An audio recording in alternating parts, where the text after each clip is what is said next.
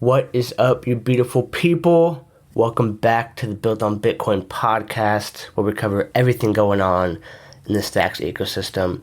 I'm going to keep this intro briefer than usual because I'm currently battling COVID. But before I got it, I had an excellent conversation with the two co-founders of Byzantion, Josh and Daniel. We might know them as Obsidian and Plutus.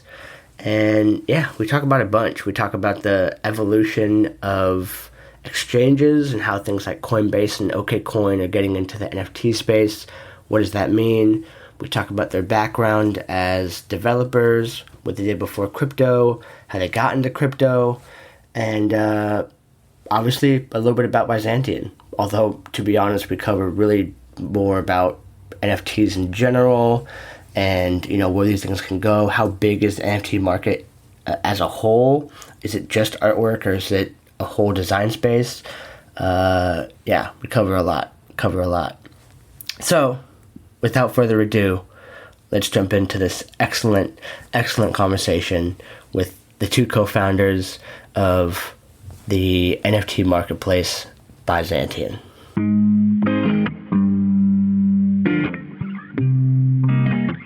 Welcome to Built on Bitcoin.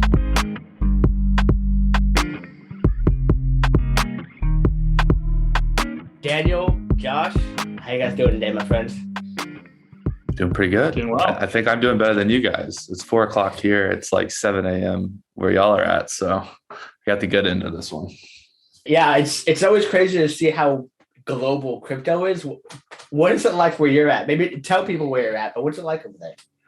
Yeah, so I'm in Montenegro. I'm one of those weirdos who travels, jumps places every 3 months. So we're in Montenegro for 3 months, be here for another month. It's beautiful and sunny. Feels like it's been perfect weather here for like all year. And we're right on the Bay of Kotor. So yeah, it's pretty nice. After you talked about it yesterday, I looked up the climate in Montenegro. It's like the same temperature year round, which is like it's the perfect.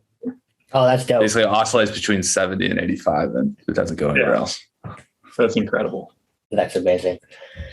Okay, Daniel, where are you hiding at? Are you just chilling somewhere boring, or are you somewhere cool too? Somewhere pretty boring in the U.S. In Arkansas. Right on.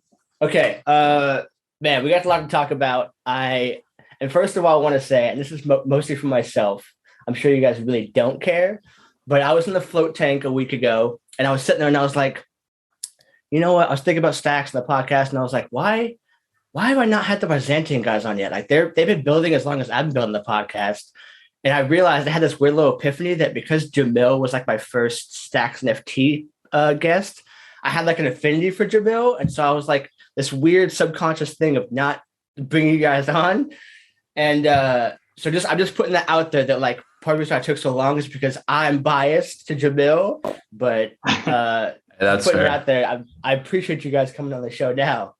Jamil's hard not to like, so he's a like the most likable dude probably in Stacks.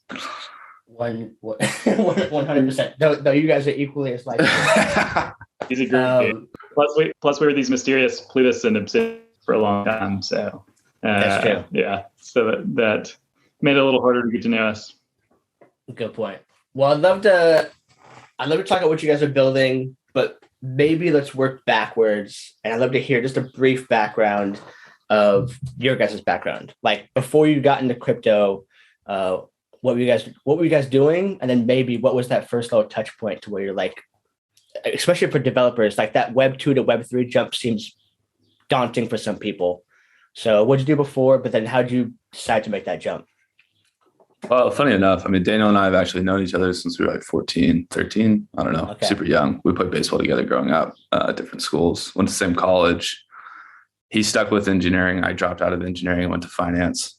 And, but anyways, long story short. So, I've been a software developer basically since high school. So built a bunch of different tech companies, everything from live video streaming for music. So we like stream concerts all over the world. It's one of my first companies. And then we did a donor management system and payment platform for large like NGOs and nonprofits. So think like the Red Cross or like United Way.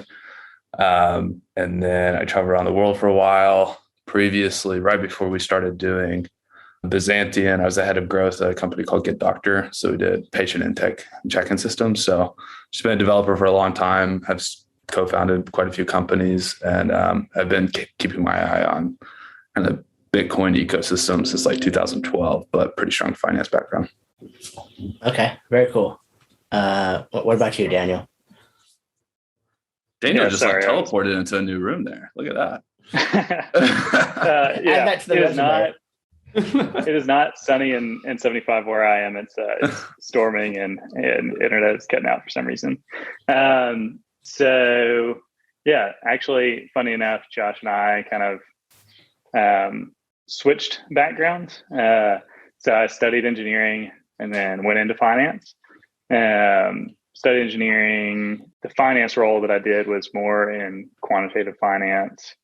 And so I did that for several years, and then went to the dark side from TradFi to crypto. Okay. And then when you guys are kind of making that leap, decide what to do next, what was the first big, how do I word this? Like, why stacks? Because, for me, like, I was getting into crypto. I'm like, you know what? I tell everybody, like, I had like a third of a life crisis where I'm like, I've been working at a grocery store for 15 years. This is not a career. Like, I'm gonna have a family soon. Let me get my stuff together. And maybe developer sounds pretty good. People talk about it like it's a good career. I could, work from my laptop if I'm good enough. Remote work is coming online. And so I was like, I'm not gonna go Web 2. Let's not go fight with all the people at Facebook and whatnot. Let me go straight to Web 3 and kind of like go where the puck is going. But then I did that same thing again of like, I can go to Solidity where there's lots of developers, or I can go to a new blue ocean and like become, a top 20% developer by being half good. That's how I'm thinking. And so Stacks was how I popped to my radar, because I kept seeing those like machine code, Stacks code that TO was posting. What was your guys' inlet to Stacks that made you want to come in here and go hard?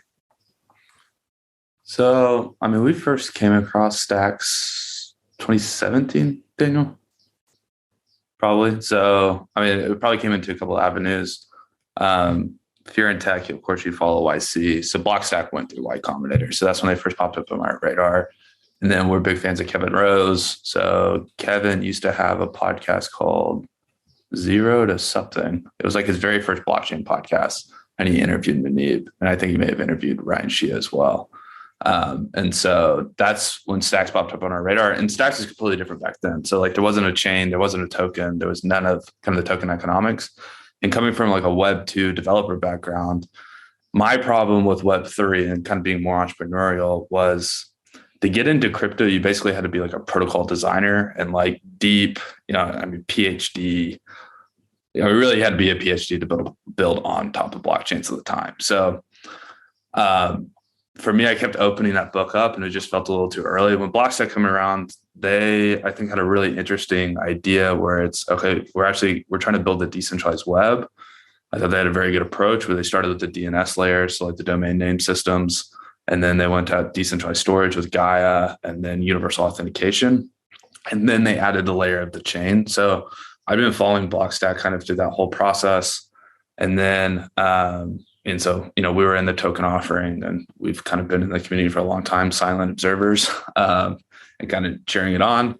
And then, of course, mainnet launched, and Daniel's actually the one who kind of saw NFTs way before me. So to be 100% frank, like this time last year, I was this time last year, I guess I was on board, but like January 2021, 2020, it was definitely not on my radar at all.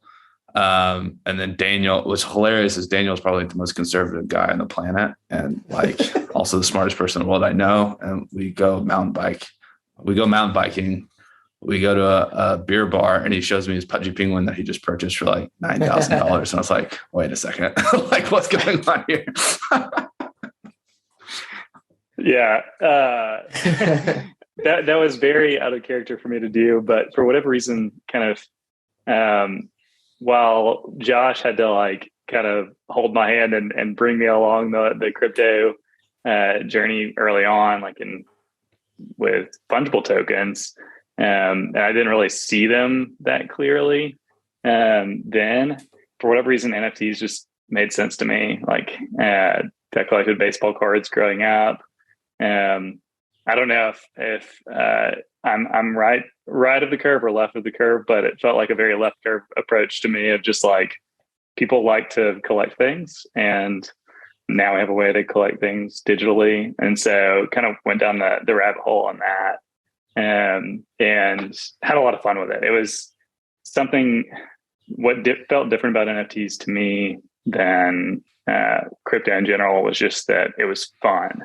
I mean, like, yeah, people want to make money on it, but you had fun doing it. And something about it felt like it could kind of pull in the mainstream. And so that's what excited me about it. And so we just kind of started chatting about like the different use cases that NFTs could have, short term and long term, and like why people might be buying them now, and just got super, super intrigued with it last summer. Very cool. I think we kind of looked at it from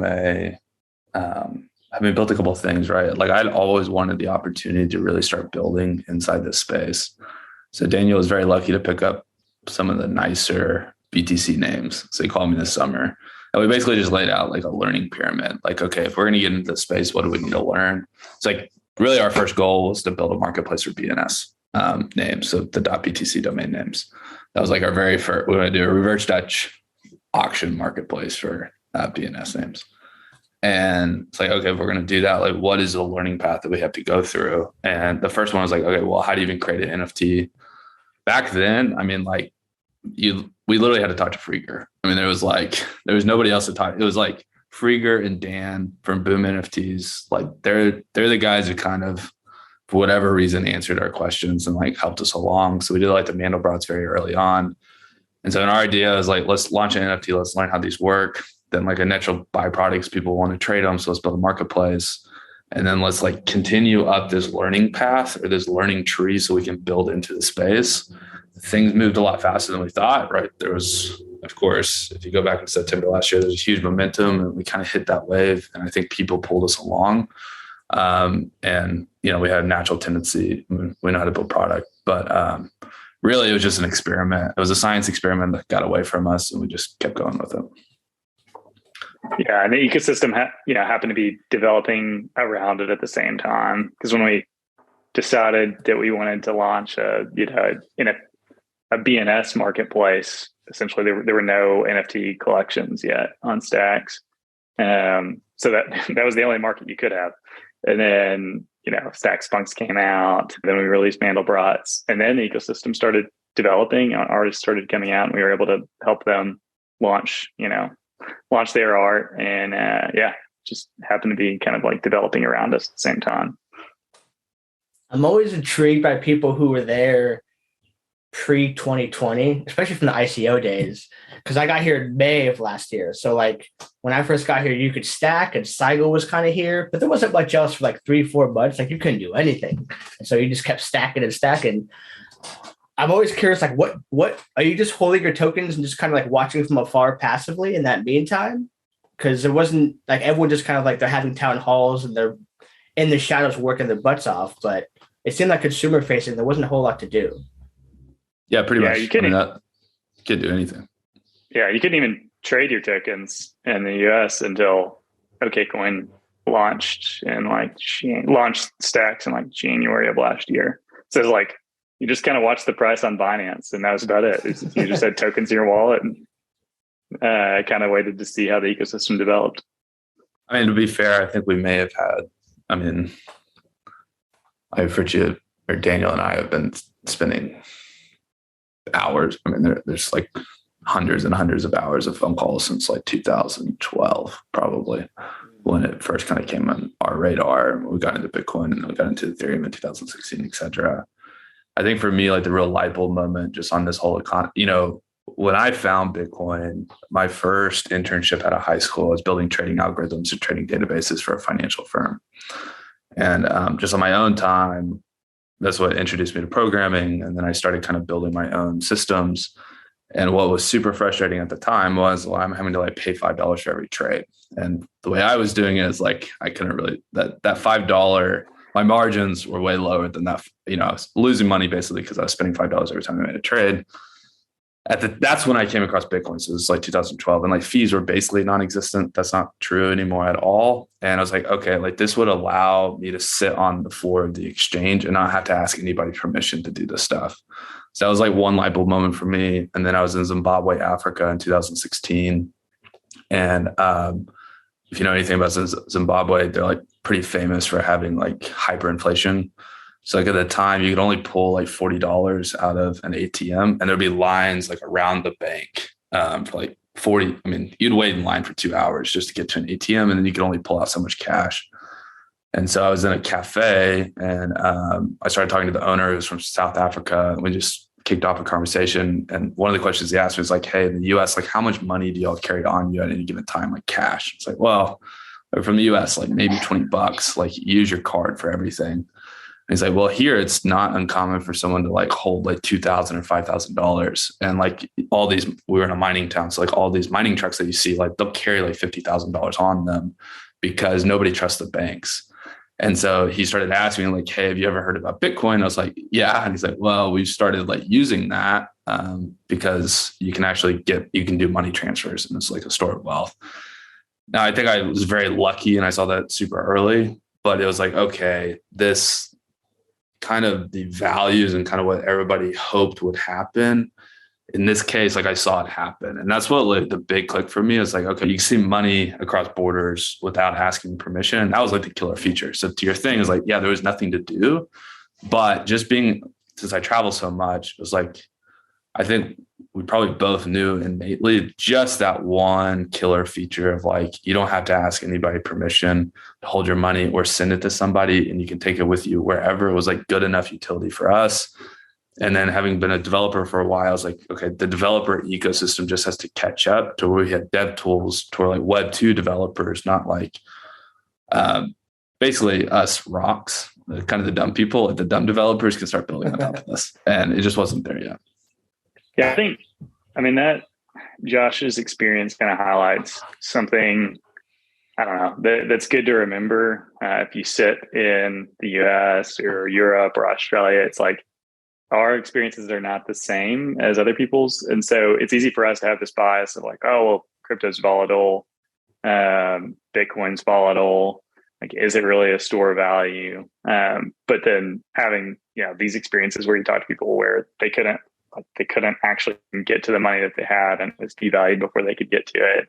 That makes kind of the volatility of crypto in the short term, did not matter at all. So, it's kind of interesting, just like seeing it from a different perspective. It makes so much more sense. Totally. Okay. You guys have opened like 5 lines of thought that I would love to go down, but I'm going to pause myself and try and jump back into NFTs now. And I'll just start with the $1 million question, which is like, and I think Airdrop loves this question of what is an NFT? Like if you're talking to grandma, what is an NFT? Yeah. So I've probably answered this question a few times. Kind of my favorite analogy. I'll just jump in. So the easiest one is one, you have to make 2 distinctions, right? There's fungible tokens and there's non-fungible tokens. And really everybody just needs to think of these as protocols. And that's kind of a fancy word, but we use protocols every day. Like SMS is the protocol. This is, standard format for sending a text message from one cell phone to another. Every time you log into a web browser, you have HTTP, right? It's just standard communication, just like, red light, green light, like that is a protocol on the road. And then we drive on the right-hand side, right? It's just protocols. They're just rules for how you need to format information. So at the end of the day, that's all it is. However, fungible tokens solved a very distinct problem on the internet, which is, well, they solved a lot of problems, but the easiest one to grasp is double spend. So it's bits and zeros. How do we create a token, right, that can't be spent twice and that there's only one owner at any given time? That's what blockchains do. So there's ledger technology to figure out where that token is, who owns it at any given time, and is a state of the entire ledger. So that was amazing. However, fungible tokens are fungible. And what that means is you don't care which one you get. Like, I don't care if I get a Bitcoin that was mined in the Genesis block versus one that was mined yesterday. Like a Bitcoin's a Bitcoin. Just like your US dollar, you're not really counting serial numbers. Like if you give me $10, I'll take another $10 for it, no problem. However, non-fungible tokens are the exact opposite. You care. And so the best like kind of real world analogy, actually in fungible token, it would be like a glass of water, right? Where if I ask for a glass, you can give me any glass. Like I'm not going to get mad at you if you bring one other glass, right? It's fungible to me. Non-fungible tokens is when I order an Airbnb, I want that Airbnb, right? It's non-fungible. When I show up, I don't want to show up to another Airbnb that I didn't order and it's mine. And so that's like non-fungible. So there's a lot of examples like this that we care about, like your mortgage. A mortgage is tied to your specific house. You're the one who's going to pay it and the bank is underwriting it. So it just means it's specific and it matters. So there's a couple of reasons that I think it took off in art. So one is art in general, you get rewarded in the art world for doing something new, right? So if you look at a Van Gogh, right, one, you can tell it's a Van Gogh or you can tell it was inspired by Van Gogh. So, he went from a classical artist and then pioneered his new art style, and he was rewarded because he could prove that he kind of invented that new art style. Well, when it comes to digital art, there was no way to prove that you did anything first, right? Because right-click download, you can send it to anybody. It's really hard. Like if I create an art piece and I email it to you, it's super hard to trace that it originated from me. It's very hard for me to prove that I'm the one who created it. There is no chain of custody from me sending this art piece to you. And so when it comes to valuable items, chain of custody is very important, which blockchains are amazing at, right? They're ledgers. They track where assets move at any given time, and you can see a history of an asset. So for valuable pieces like your house, like there's a reason you go to the courthouse and you sign over your deed, and then you can go to your local courthouse and you can look up the history of everybody who's owned that piece of land, right? So there is this chain of custody, which allows us to track ownership and who has owned it in the past, which is important to like have any type of store of value. So it's kind of like these two perfect meshes where one, through like IPFS, which is how you do art, you take a token, it's a unique token, and you tie it to a piece of metadata. In this case, it represents art or it represents a PFP or music or a title or whatever. We store that in decentralized storage called IPFS. We tie those tokens together. And now every time I trade that token around, we have a store of, okay, it went from Josh to Jake to Daniel, back to Jake, back to Josh, and we can trace his histories, and then we can prove that this is the token that I'm buying and where it originated from and who created it. So that's what an NFT is. At the end of the day, it's just a protocol. It's a protocol for one, validating that its originality and for tracking its ownership through chain of custody. Yeah, and like to further illustrate the difference of like fungible and non-fungible. So you have that, and then you have the idea of a non-fungible token. Serena Williams, tennis coach or trainer, had a good video that basically, he holds up two tennis balls, and they're just regular tennis balls, so they're fungible. Like if you had one of those tennis balls, you wouldn't mind if you traded them the other because it doesn't matter. It has the same utility. And then he held up one that was signed by Serena Williams. Well, all of a sudden, that's non-fungible because you're not going to trade. If you have a tennis ball signed by Serena Williams, you're not just going to trade it for a regular tennis ball. So that's a really good illustration. And then the token piece is just kind of digital proof of ownership. So it can be a digital item that it points to, or it can be a physical item that it points to, or maybe some other manifestation that we're not aware of yet, but really just a digital certificate. Okay, this is good context. I'd love to hear. I was talking to John Enos from Neo Swap recently, and he gave an interesting example talking about fungible and non-fungible that I hadn't heard before. And he said that the default way that reality is, like, we experience non-fungibility. Like almost everything that we interact with is non-fungible in some sense. And so our evolution has wired us to non-fungibility. It's like what we expect by default. And Web 2 made everything fungible in some sense. Like it tried to remove as many barriers of scarcity as it possibly could. And that broke a lot of things, obviously. And so his point of view is that crypto brings that back in so many different variables, they weren't even fully like realized yet. And that hit me when you said it. I'm curious if you guys, what you guys think of that idea. One of the powers of Web 2, I think, at least for me, that was a big unlock. And this is just computing in general. It's the idea of items with zero marginal cost of replication. So you can copy something like, when this becomes a video, we can copy that 1 million times and it doesn't really cost us anything. And if you put it on YouTube, 1 million people can watch it.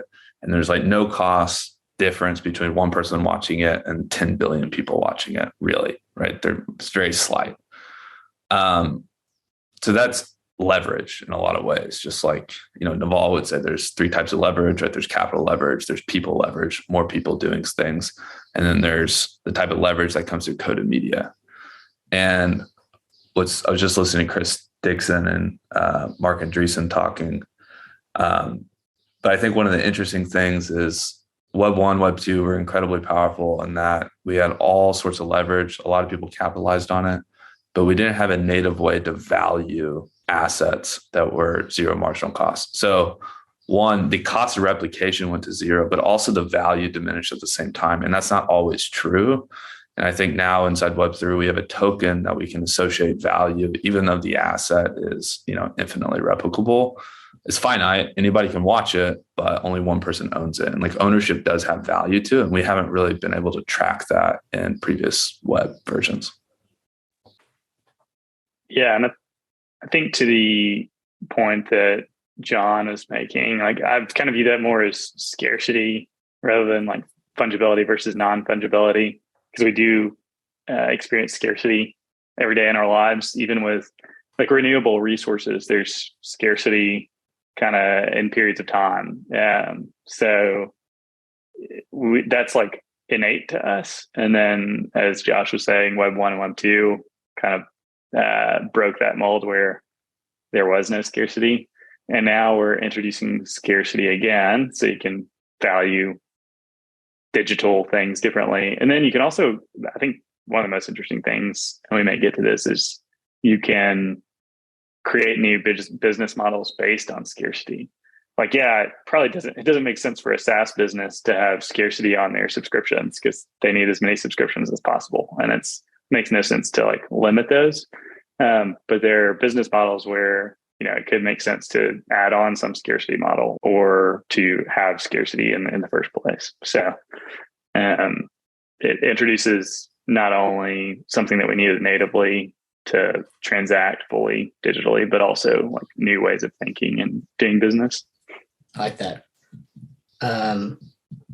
Okay, I'd love to jump into what you guys have been building then now for the past few months, almost a year now, right? And it started with the BNS, and that's an interesting one because BNSs are bringing back, or they're starting this like identity online, so you can have trust online.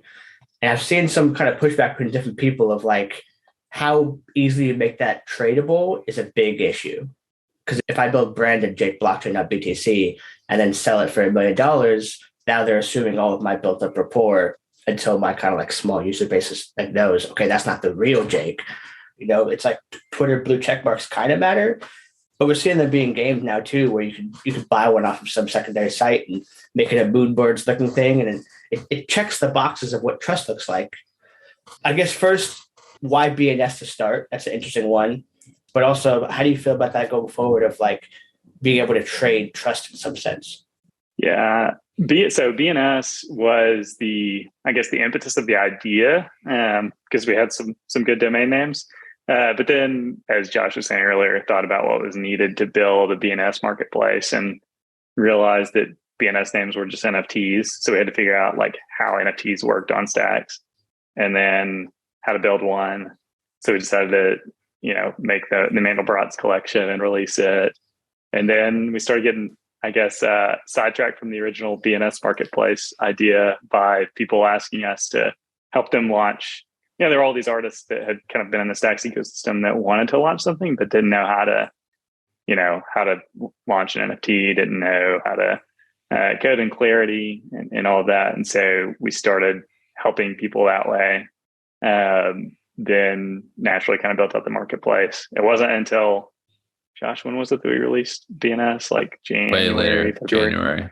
Yeah. So we started back in, we launched our Mandelbrot's collection back in September. And didn't get around to releasing BNS marketplace until like January, February, something like that. So yeah, that kind of just was the spark of the idea to build an NFT marketplace.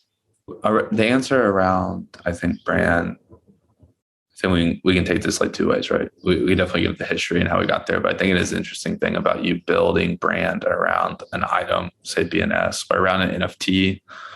Right, we see a lot of people doing that with Bored Apes. We saw a lot of people do that with Bitcoin birds in the very beginning, to be honest, where they're starting to build brand around it. I mean, I think brand in general is valuable. Now, when it's tied to you specifically, right, it's very hard to sell for all the reasons you just said. But let's say you build a brand and it's like Nike. Well, someone's going to want to buy that because there's a lot of brand value tied to Nike. There's a lot of feelings around Nike. There's a lot of history to Nike. And so it becomes a sellable thing. And we'll be able to do that around digital assets now. And you can, one, defend the brand that you're building, which I think is very important because there's true ownership. And you can actually build some value around it. So I'm pretty pro it. I mean, there's definitely cons to everything, right? Like the Twitter blue check mark thing is, of course, super annoying when you're getting, if you like own a moonbird and then you become a target because everybody else on the planet with a blue check market, they'll just buy blue check marks and they'll start spamming the crap out of you. So I think there's a dark side to that, but there's a dark side to every technology, including Bitcoin. If you go very early days, right, it was all the Silk Road. So, but we develop out of that. For the most part, I would say it's a net very positive, where you can have a digital asset that you can build value into it, and then it allows you to trade it. And even if you look at the earliest times of the web, right, those early domain names, like if you got a good domain name, that was really kind of the first NFT on the web, right? Word domain names. It wasn't decentralized, but you had it. And, a lot of people retired off that because it was a good name. I think now it's a little bit different. It's not only the name, but you can build brand. And I'm not like I'm a software developer. I'm not big on brand, but the more you kind of build, the more you realize that that's very, very important. And Dana and I were on the phone the other day just talking about like LimeWire. Like LimeWire still exists, right? And if you buy LimeWire, kind of forget all the technology, there's a lot of value in just holding that name. Anytime you ship something, right, you're going to get like press releases for that. Like it saves you probably millions and millions of dollars of marketing alone just because the name is recognized. And anything you do, people are going to follow it. There's a lot of value to that. So I think it's a net positive, to be honest. Yeah. Michael Saylor talks about this a lot because he oddly bought like a bunch of really good domain names back in the 90s, I think. And he started selling some of them off. Like he sold angel.com for 60 million or something like that. And his thesis was and is, and I think this applies to branded assets in Web3, if, to Josh's point, like it can save you tons and tons in marketing.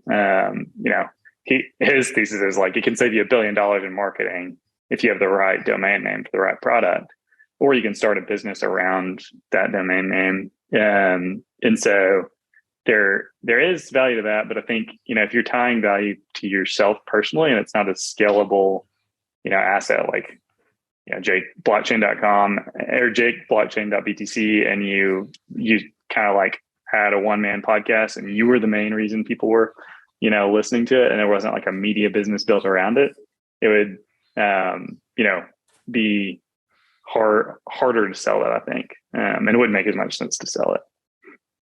That makes perfect sense. Yeah, I was thinking about it from like the trust angle, but the value capture and value exchange angle, like with a business where like Tim Ferriss has a huge brand, but it would be hard to ever sell that business because it is him versus if it's something more broad. Okay. Thank you for that. We're talking about use cases then. I'd love to explore that further. So we talked about BNS, and we know about profile pictures. So like the art piece where you're connecting something, this pretty little monkey, and then the binding to the blockchain. But what do you guys see as like the future of NFTs? How big can this go? Because in my mind, I see it being everything. I see it being your gym membership. I see it being, tokenizing all kinds of deeds or your title to your car. From your perspective, what do you think NFTs are going to go in the next few years? How big can it be? Yeah. So, I mean, I'm with you, Jake. I think it could be everything. I mean, between fungible tokens and NFTs, I think we could cover a lot of the real world use cases that we have right now. And, I think we've started to see kind of a surge, really kicked off by Proof Collective, a surge in membership assets as NFTs. I think more and more of that will kind of pervade into the real world, where gym memberships, I think, is a great example because you have limited capacity. Like a gym can only have so many members. And there's a social club here in the place that I live, and they just kind of cut off membership when it gets too full. So they have a certain number that they're willing to get to, and then they cut it off. Well, if those membership passes were NFTs rather than just passes, like I could go sell that to someone rather than it just sitting there and maybe it's someone who values it more than I do. So those are kind of like I feel like that's kind of the low hanging fruit. Anything that has limited capacity, whether it has wait lists or just limited physical capacity, there's interesting use cases for NFTs there.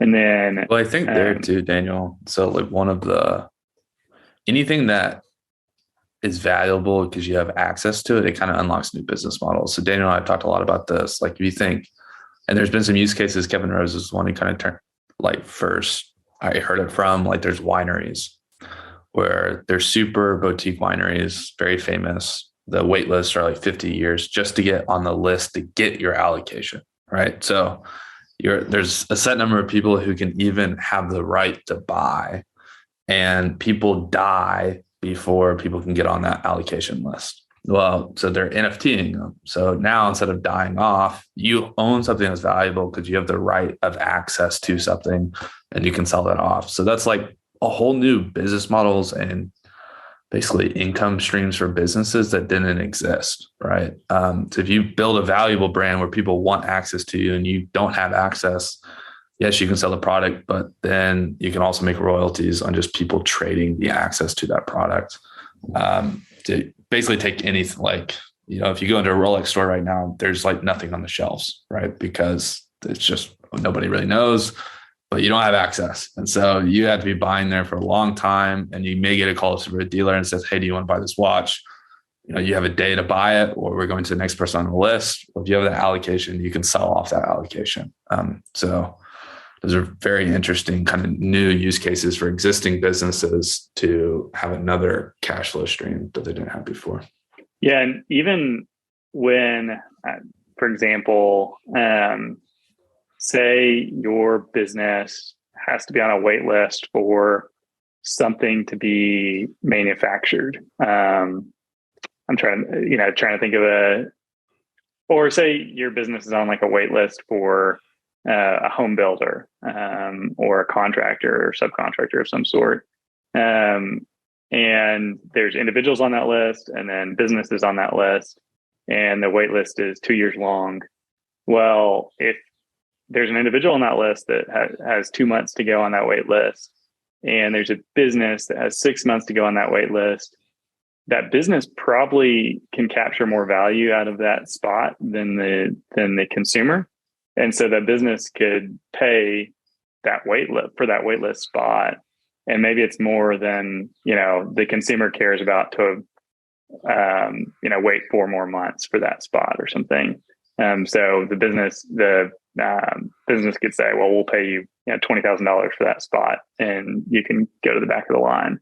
And the consumer may say, well, actually, that makes sense to me. Like, I'd rather have the $20,000 than get this done in 2 months.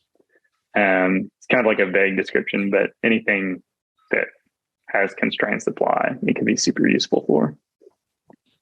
That's cool. Okay. We're coming up on time, and I realized that we haven't really touched on what you guys are really building, but and I have some good questions still. So I want to put it in your ballpark. Do you want to talk about Byzantion specifically, or the next question I'm curious about, or we can do a round two for sure, is the changing landscapes of NFT marketplaces, period. Because we're seeing Coinbase and OKCoin get into that. Which one would you guys love to tackle with these last 10 minutes? I'll let you guys, do you Let's care? go for the more intellectually intriguing conversation rather than us talking about ourselves. I'd rather talk about We're playing the long game. People are going to be intrigued by your answers and go search Byzantion, and they're going to find out anyways what you guys are building. There you go.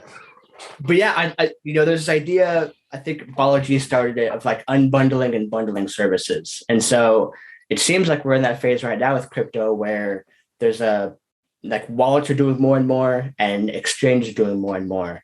And so you have like decentralized entities trying to be as much one-stop shops as they can, and then centralized entities trying to be like the perfect, easy onboarding experience for the crypto curious to do whatever they can. You can buy your NFT, you can trade, you can do DeFi ideally. Like that seems like it's going that way. And I'm just curious of your guys' thoughts of like the evolution of these marketplaces.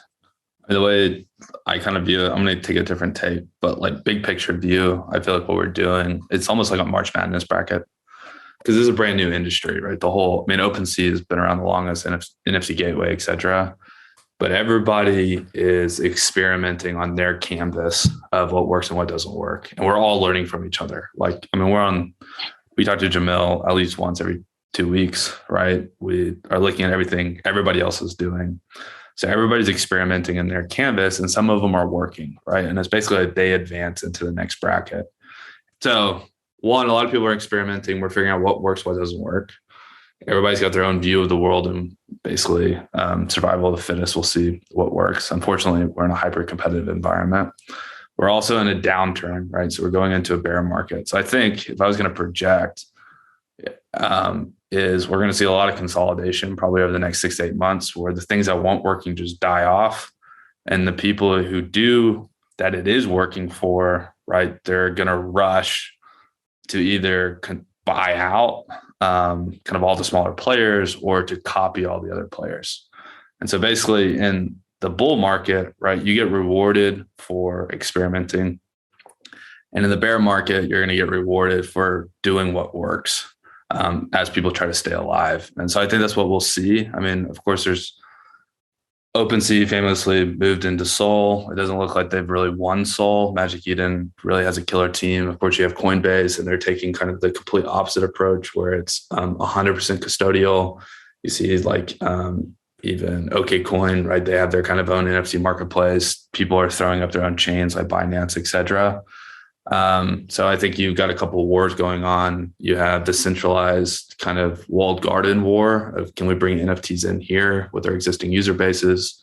You have the completely open world, kind of OpenSea, even though they're semi-centralized, but Magic Eden, people like us and Gamma.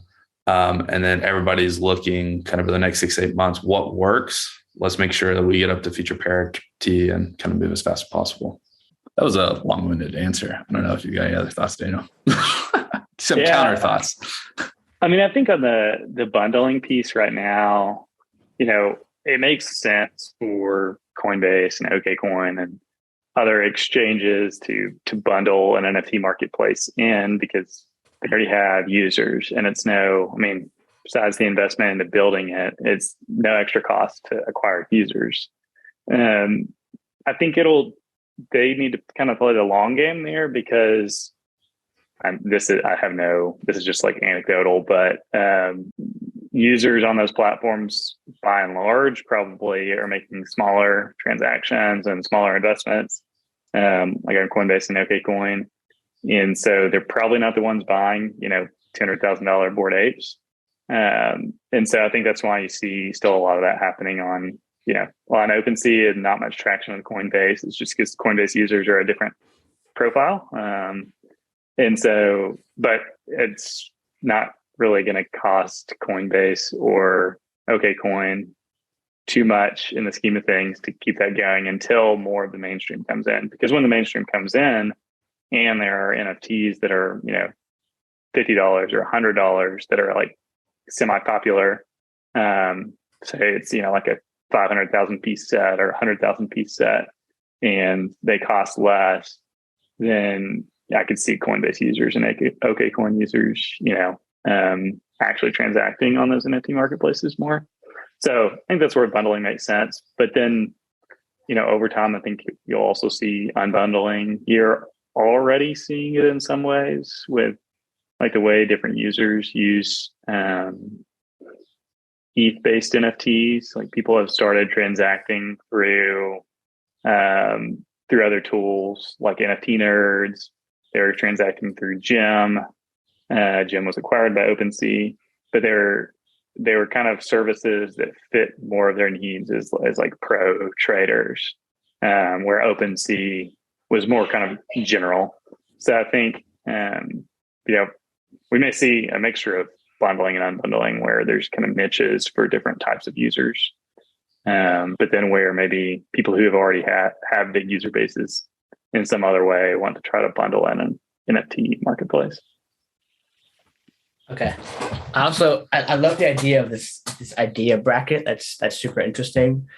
It reminds me of there's a book called AI Superpowers by Kai-Fu Lee, who used to be at Google.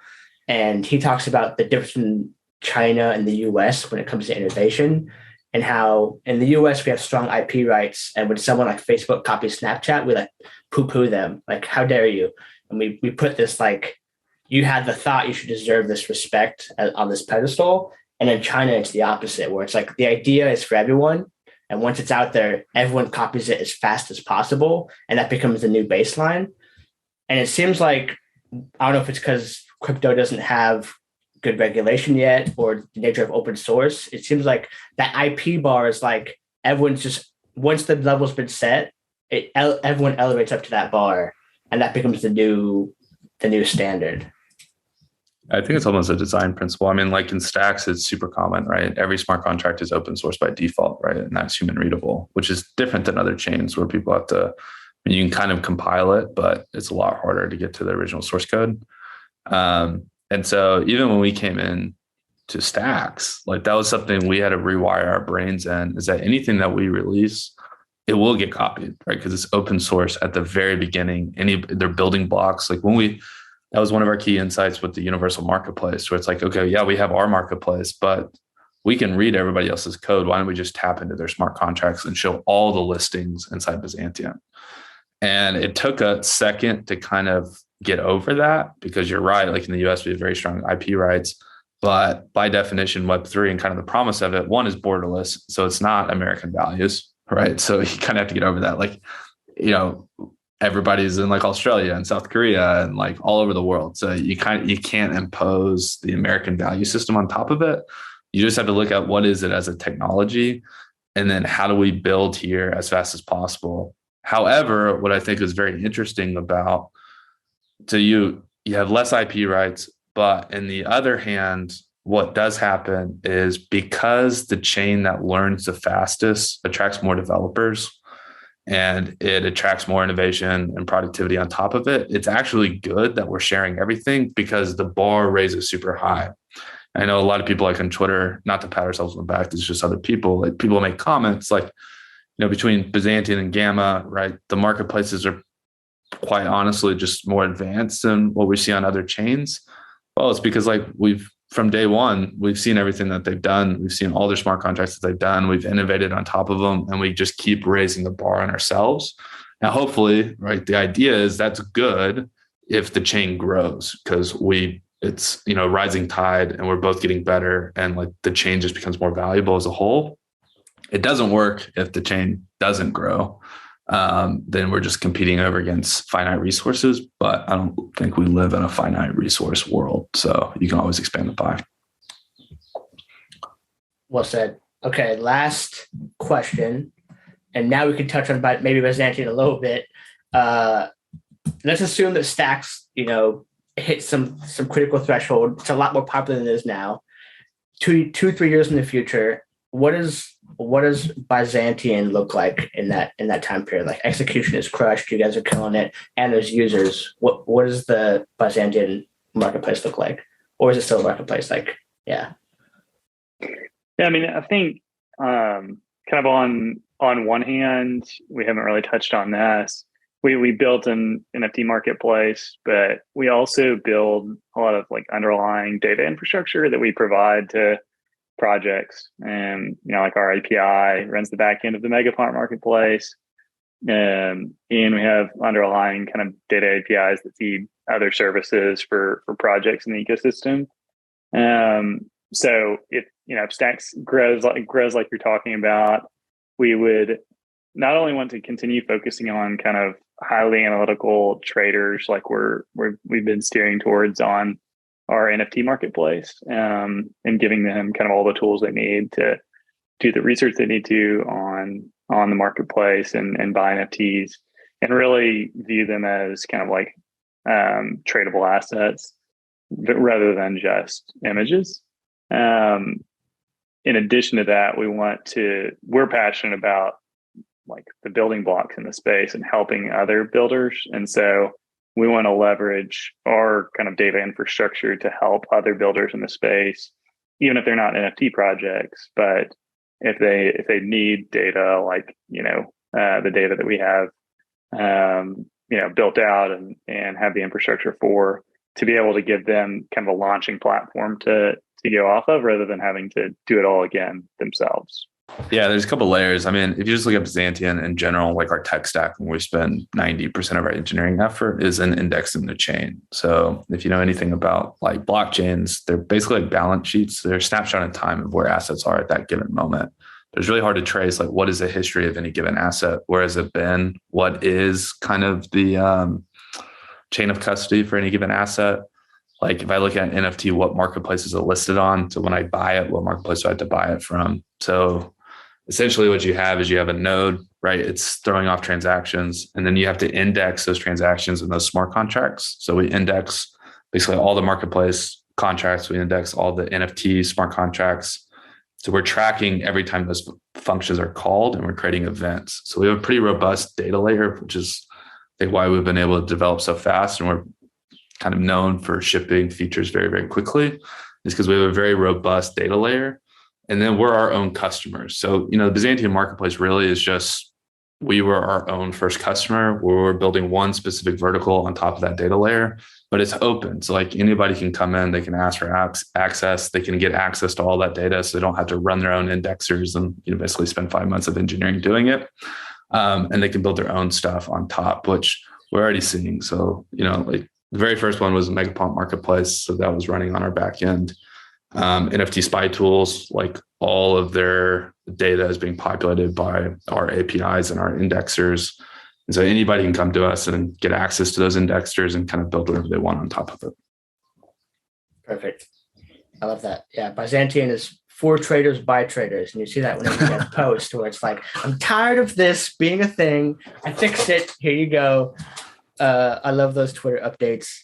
Okay, I guess no more questions, but any closing thoughts before we close down? This has been fantastic. I think we're going to love it. Anything you guys want to close on?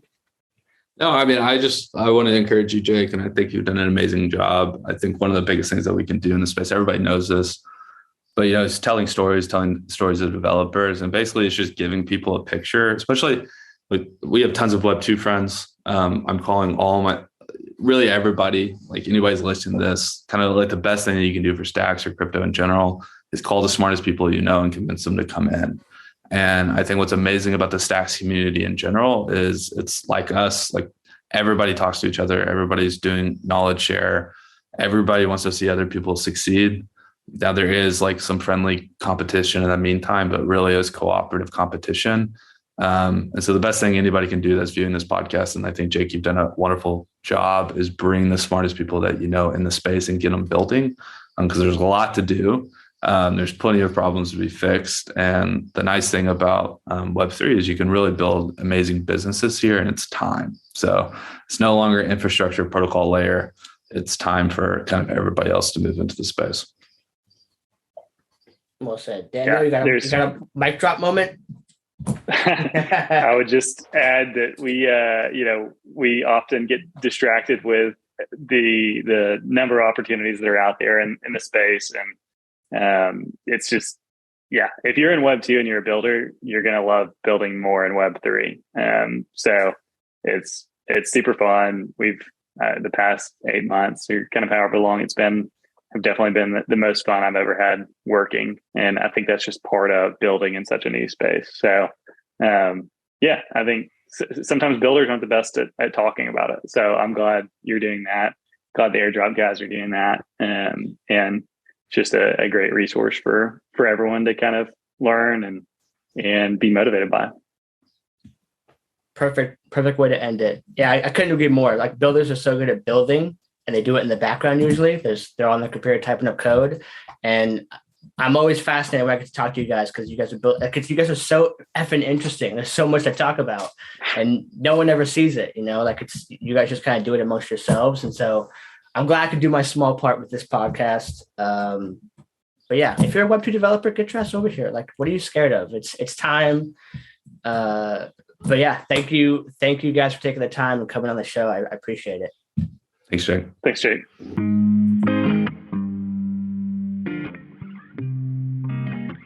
Welcome to Built on Bitcoin. I know that things don't always go your way, but I'll be right here waiting. I've been waiting now. I've been trying to figure out a way to make it out, 'cause I don't think about everything.